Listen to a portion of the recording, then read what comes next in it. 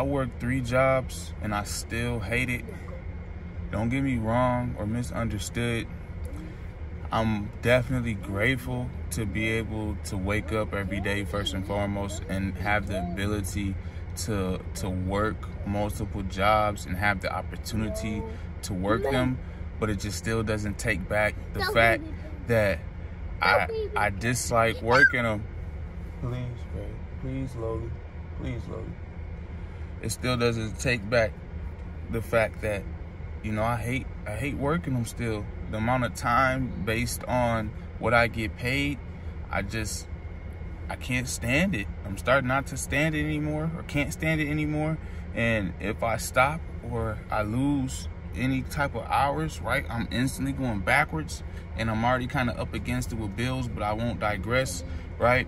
The first job I work, which is my 9 to 5, and this is the jobs I'm saying that are outside of Amazon, just to give you some context.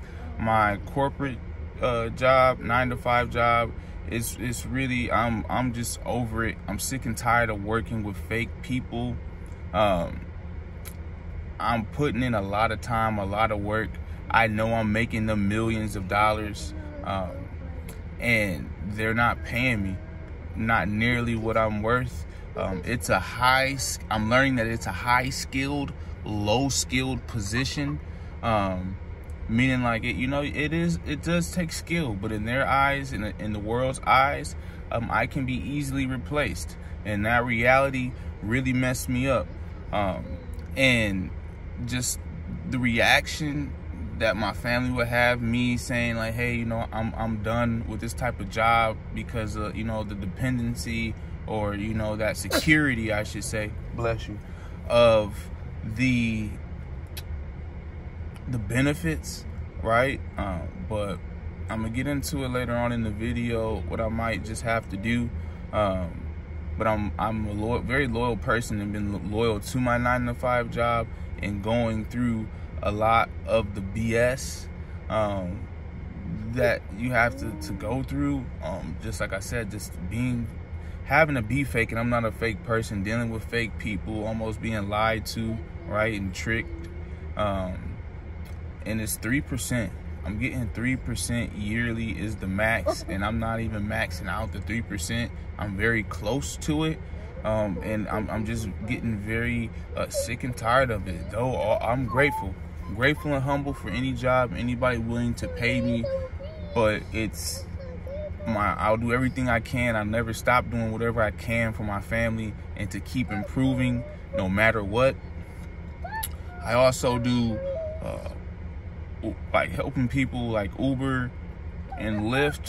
I say helping people because the pay and inability to, seems like, receive tips. I don't know if my profile is broken, right? Bad joke.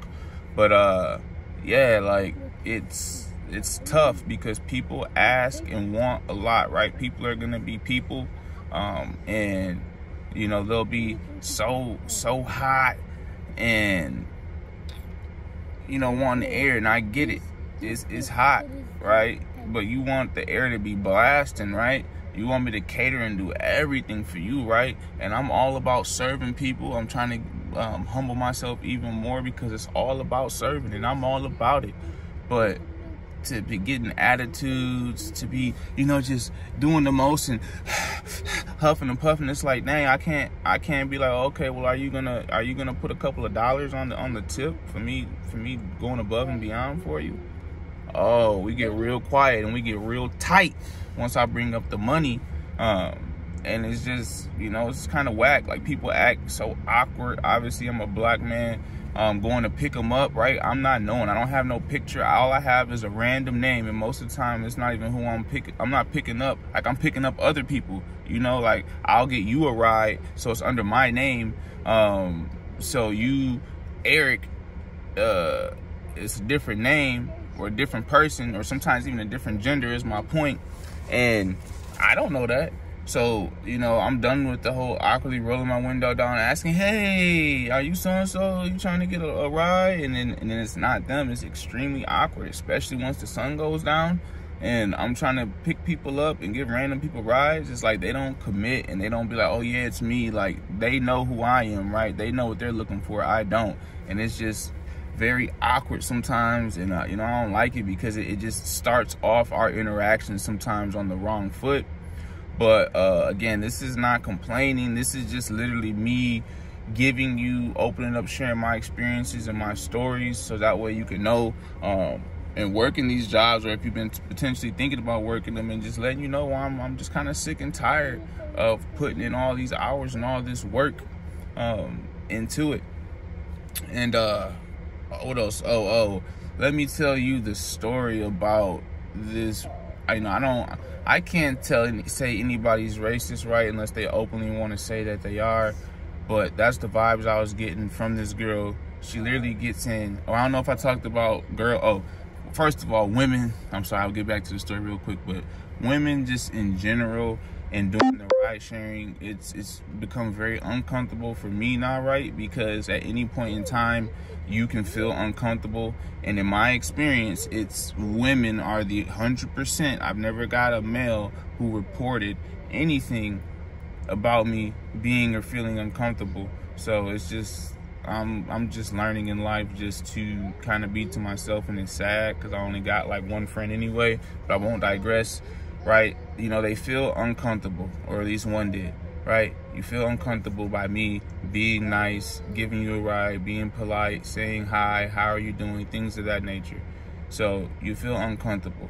So I have to deal with that while doing this job constantly. And there is a phase or time when I just wouldn't say anything. I would just basically only speak when spoken to. And I'm tired of this world and these jobs trying to change me and conform me to be not even a shell of myself. I should be able to be a great and decent, God-driven and God-led, with God principles, human being or person. I should be able to be myself. Obviously, I'm not breaking any of the real major rules or anything like that, right? Obviously, but that's what I mean by that. And it's just real tough.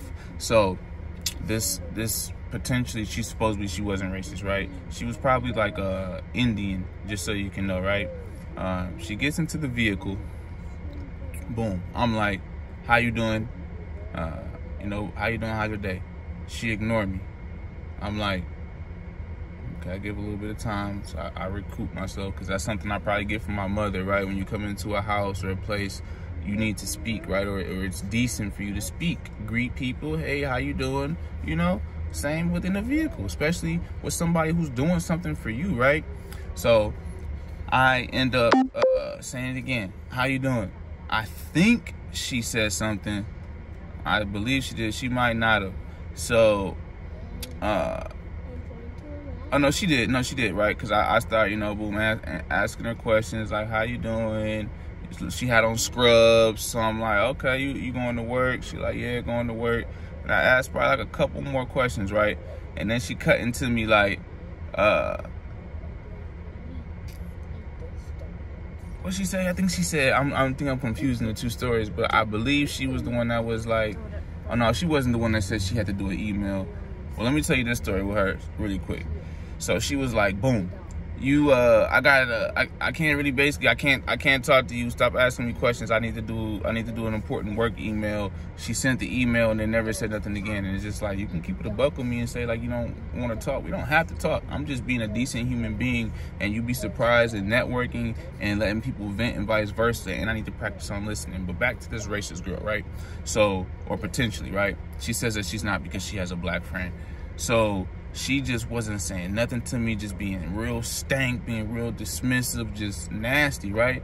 So it was a bit of a longer ride, which I don't like doing. Another thing with the Uber and Lyft, right? They don't pay you for the way back, so they have you riding and driving all around the world, right? So, boom, I'm just explaining to her how nasty and how stank her attitude is with me, right? And how I'm doing her a favor, because we got to the point to where I was ready to just drop this girl off on the side of the expressway and let her figure it out, how stank and how entitled she was acting, right? And she goes on to say the reason why she was like that is because she's not a morning person, which I wasn't a morning person either. I like to say I've learned to become a new man in that. But I used to in the past not be a morning person. I let her know that, so I can relate to that. Still no excuse, because you're the one that's needing the ride, right? And on top of that, she said that she had to do a test, right? She said she was going to work, which was like, duh, I'm the one taking you to work, so I know where you're going to work. And she had to study for a test, is what she hit me with. And it got so bad, right? I ended up letting her know, like, it's not my fault that you didn't study or prepare for this test. But being nasty and taking it out on me is not it. And now we got into the potentially she's racist, right? Because I was like, you're getting ready to go into this job and you're not gonna ignore everybody else who either talks to you, basically speaks to you, right? Outside of it being something about work, or until you take this test that she claimed that she had to do, right? Ignore everybody, treat everybody just as nasty and like they're below you, like you did me. Bless you. So I just wasn't having it. So it was like about a good maybe 2-3 minutes. I was respectfully letting her know about herself and how, you know, really I just wanted her, not even for me to, I didn't even want to give her the ride. And I've never felt like that with anybody else in my career doing, you know, ride sharing. So yeah, I don't want to spend, I feel like I already spent too much time into that, but that really disturbed me, and I didn't even go into really too much detail about the ins and outs and how she was. But yeah, it was awful, and I told her, hopefully you learned something from this. It'd be dirty people. I feel bad sometimes. Like, it was one dude like pushing through just all the dirt.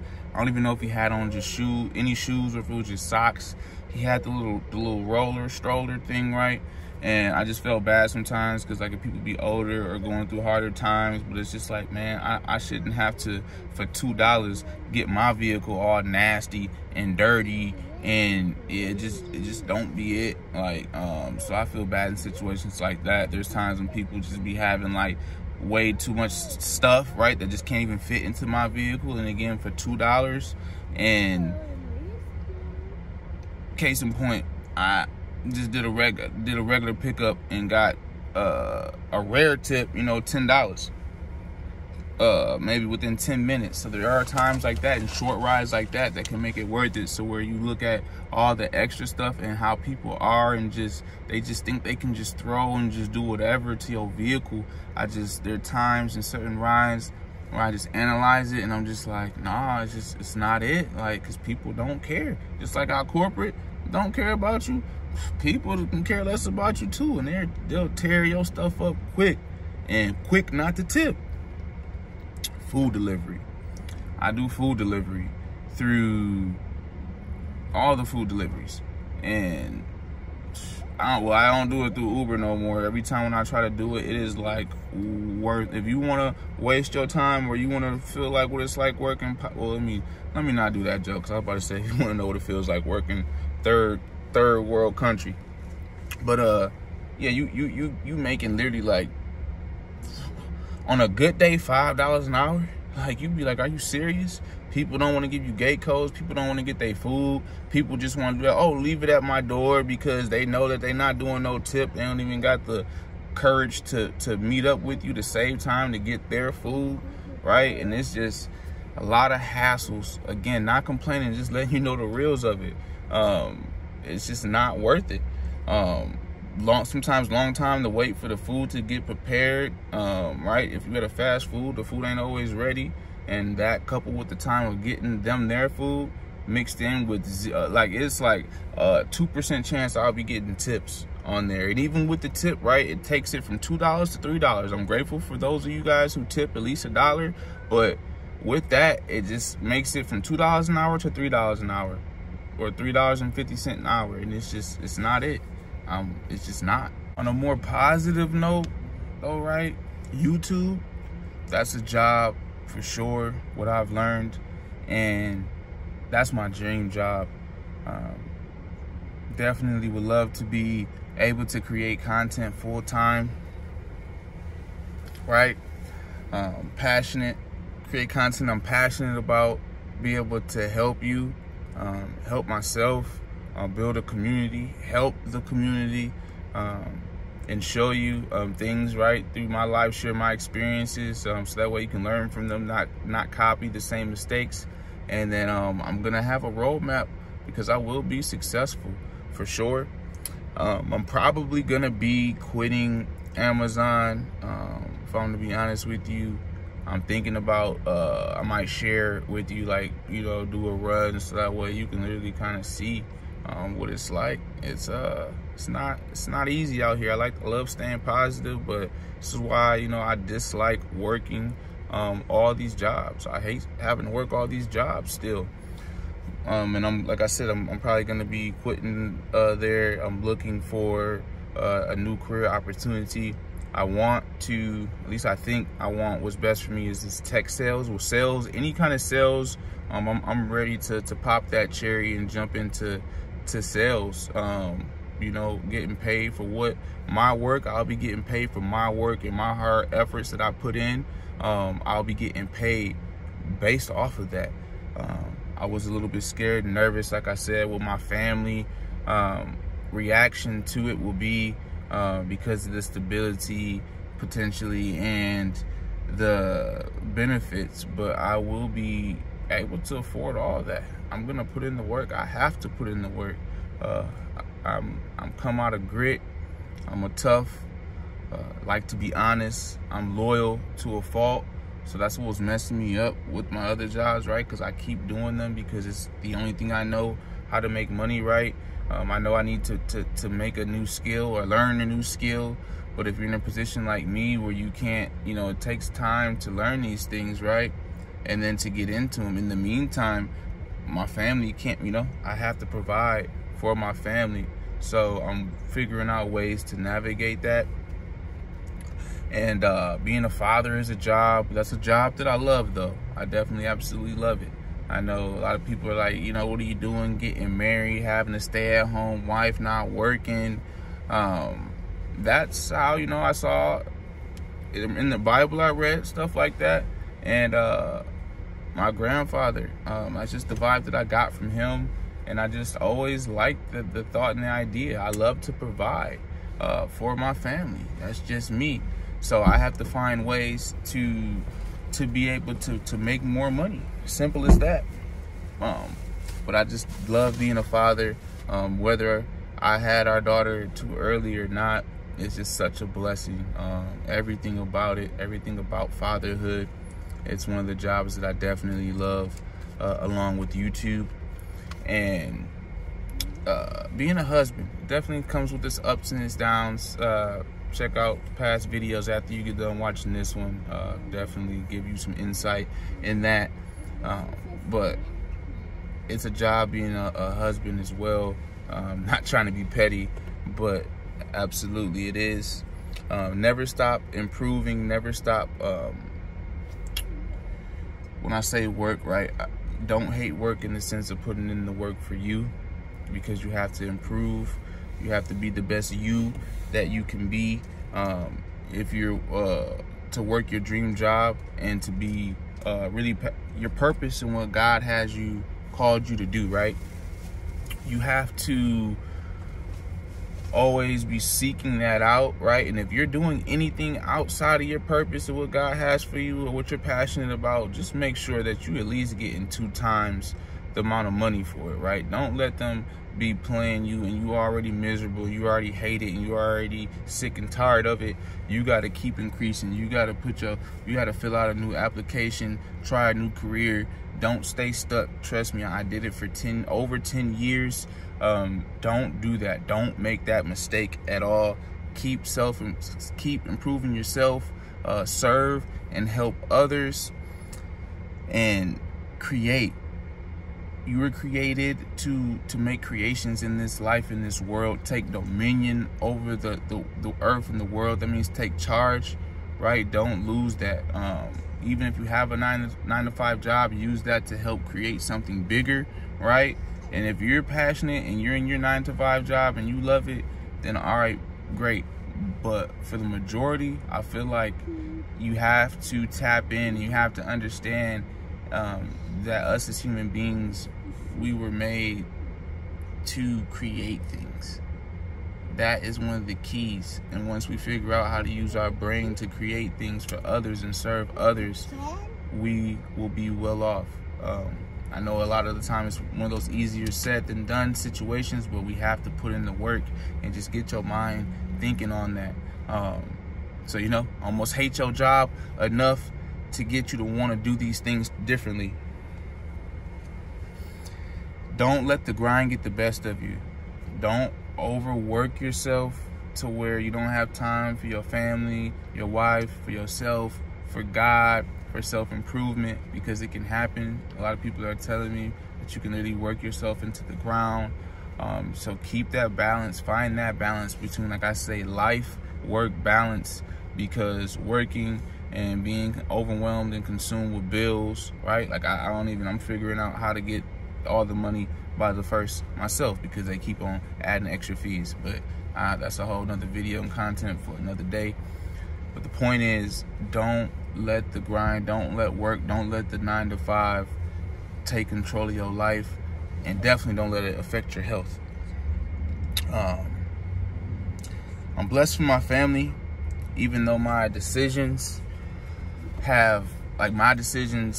put us behind the 8 ball, so to speak. Like, we could be easily living a better life if I didn't sign up and have all these extra bills, if I haven't made decisions and choices that literally just weren't wise. Stuff like making a budget, following the budget. There's a lot of little decisions and key decisions, that I know as a man, you know, I failed myself and my family. A lot can argue that I had no business even starting a family up yet or getting married. But those are just the decisions and choices of my life, and this is where I'm at. I can't take it back, so I have to look and see the blessing in it, which I do, because there's a lot of people that can't even that are not married or are married and don't have kids, want kids, just the whole bit. I choose to see the positive and the blessings in it, even though that's part of the reason why I have to work so hard. I'll get to a point to where hopefully I won't still be hating these jobs. And skills kind of go into self-improving. Me personally, I want you to get skills, right? Keep learning best you can. Like I said, try to navigate it. I'll show you examples best I can, because I want to be able to learn Spanish and get into sales. I really do. I want to be an expert master of sales. I feel like that's part of my gift. One of my brothers, and only one of my few friends in this life so far, since I've created my new circle, has been telling me this to do it for a while now. And I'm finally gonna jump off the porch and stop being afraid, and I'm gonna go out there. I'm gonna chase my dreams and my goals and do what I need to for God, for myself, for my family. And I want you to be encouraged, inspired to do what you need to do for yourself. Definitely if you believe in God, and eventually it'll spread to others, to be able to serve others. It's gonna be a beautiful thing. It's not easy sometimes. Know that you're not alone. Like I said, definitely grateful and definitely humble for the opportunities to be able to work. And last but not least, I know I need to learn how to start to invest and save. But I have to get that knowledge. I don't want to feel like I'm wasting my money and I got to get this debt. I'm just drowning in debt. So just know that you're not alone. You can push through and you can do this, Kingdom family. And I appreciate you more than you may ever know.